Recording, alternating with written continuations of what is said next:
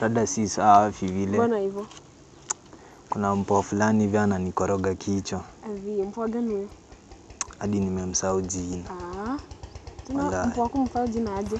Si mpoa wangu. Kuna vile tu nimemmind sana.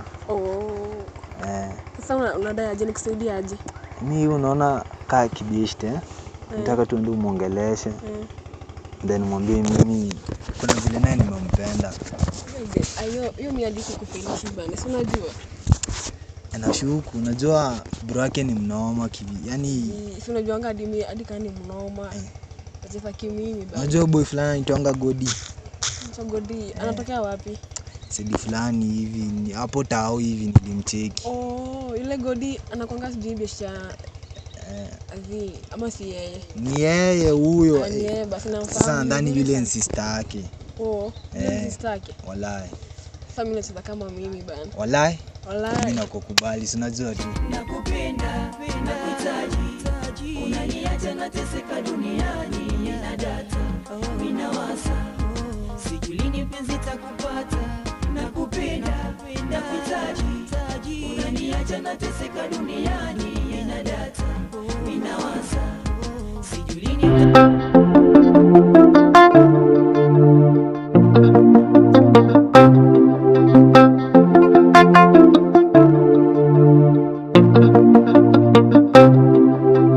sisi ya Godi ama? Ya mimi ni sister yake. Beda kwa aje? Ako poa.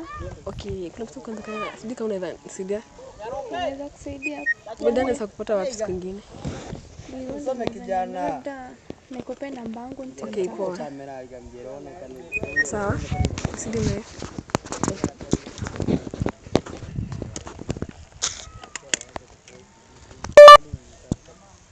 Bye. Bye. Choka.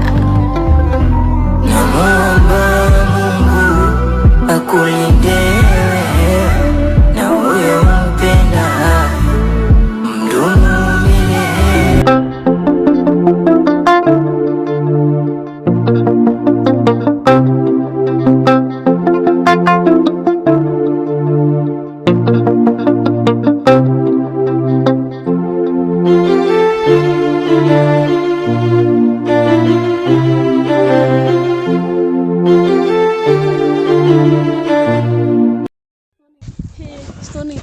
Nikwambie kitu.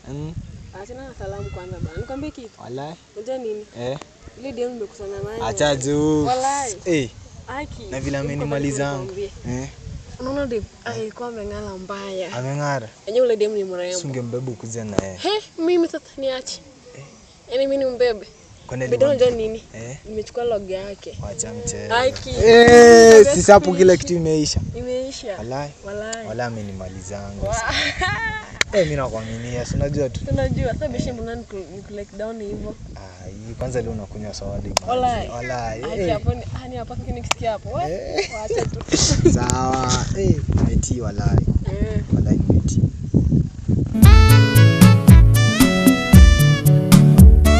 Kwanza ni mkoa. Wallahi. Hebu mkoa. Ni mkoa. Amenimaliza udeni. Kwanza alikwambia jina? Alikwambia mta? Aliniambia ni swali hivi. Basi.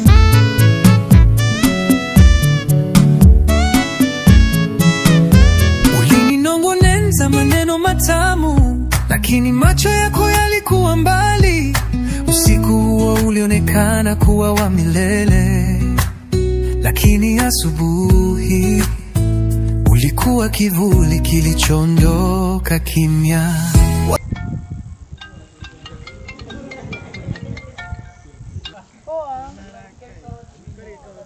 Takupigia location.